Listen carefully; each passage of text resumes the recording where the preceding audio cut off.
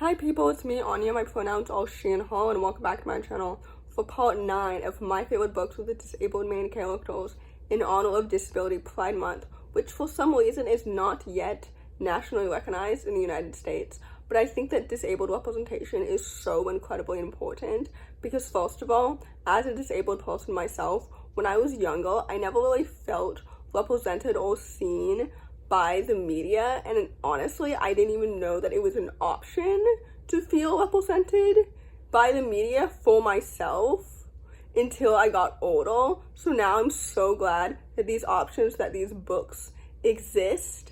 So I love reading them because I love reading about characters who are similar to myself in that way specifically, even if these characters don't necessarily have the same exact disabilities as myself. It's just still so cool and so awesome to see characters like navigate ableism and internalized ableism and everything, because I was one of them. Does that make any sense? Anyway, so without any further ado, the first book on this list is called Some Like It Cold. This book is honestly one of my 5-star favorites from this year. I read it in January and I thought it's excellent. I thought it was so well done. It's a YA contemporary, technically following 2 main characters, but the one that I wanted to highlight is an autistic main character who's returning to her hometown after university, basically for the holidays. And she's decided that she wants to completely switch her career, but she hasn't told her parents or anyone yet.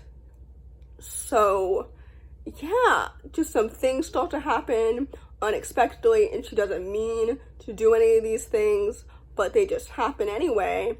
And I just really enjoy this book so much because, first of all, I felt incredibly seen and understood by the autism representation through Jasper. I love her so much, and her romance makes so much sense. I love the chemistry between the 2 main characters. Everything about this book makes sense, and I love it.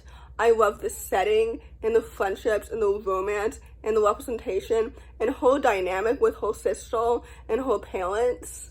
Like, I felt so seen. You know what I mean? Like, this book is excellent and I loved it. So anyway, with that said, I would definitely highly recommend it.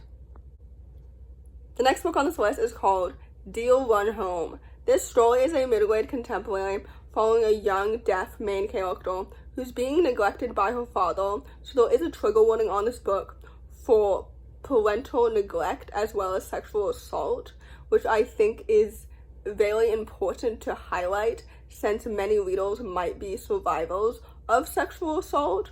And besides that, I think this book is so good, although it is quite heavy, but I still really enjoyed it, and I think that it's so important to highlight and to promote. I think that the voices of disabled children, especially deaf children in my opinion, are often overlooked and dismissed, and I think it's so important to listen to them and, no pun intended, to heal them. You know what I mean? I think this book is so good. I love the characters and the story and the plot, and the writing and the pacing and everything about it was so well done and so fantastic. So anyway, with that said, I would definitely highly recommend it. The next book on this list is called It's All or Nothing Vale. I think that's how you pronounce her name, but I'm not completely sure. But anyway, this story is a middle-aged contemporary following a young queer main character who's trying to find her way back to her fencing passion after being injured. And I think this book is so important because it truly highlights an experience that I feel like people don't really talk about that often. I feel like most of the time when people talk about being disabled, they're referring to somebody who's been disabled their whole life, which is not always the case, because sometimes people become disabled after being injured halfway through their life or something like that, because the idea that one could become disabled at any time in their life is not something that most people think about, in my opinion, and I think it's something that everybody should consider, especially when it comes to caring for the disabled community out in public. Does that make any sense? Anyway, this book was so good and I thought it was so awesome, and it truly humanizes the main character. I love her so much. I think that this book felt unbelievably so great and so awesome. Like, I loved the writing and the pacing and the plot and the fencing elements and her relationship with her brother and her parents. And I also loved the queer sapphic sexuality representation too. Like, everything about this book was so good and I really, really enjoyed it. So anyway, with that said, I would definitely highly, highly recommend it.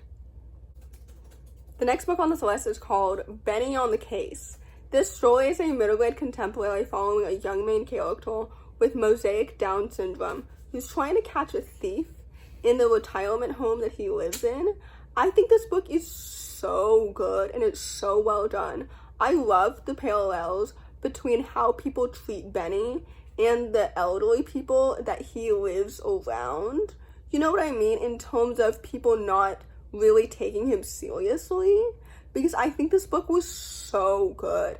The mystery is excellent and I love the pacing. I love the friendships and the characters, and like his relationship with his mom and the elderly people was so wholesome and so well done. This book is unbelievably so underrated. I think it's mostly underrated because the author is Canadian, and honestly, Canadian authors don't really receive as much recognition as their American counterparts, in my opinion.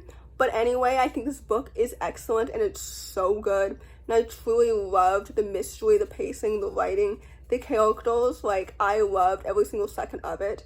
And I especially loved the disability representation. Like, everything about this book was so good. So anyway, with that said, I would definitely highly, highly recommend it. The next book on this list is called All the Noise at Once. This story is a YA contemporary following a Black autistic main character whose brother seemingly gets arrested because of him. And I think this book is absolutely so excellent and it's so fantastic.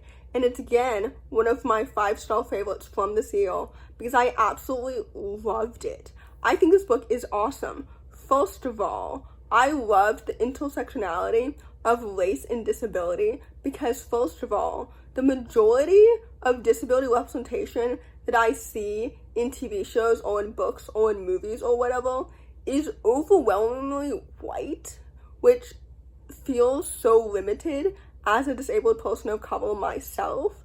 And second of all, I feel like this book is so important and it's so timely and it's so good because the ways in which Black people are treated by the police is such an important conversation, especially coupled with like being autistic. Does that make any sense? Like, I think this book is so good. I think it's excellent. I loved the conversations. I love the family dynamics. The characters felt like real people.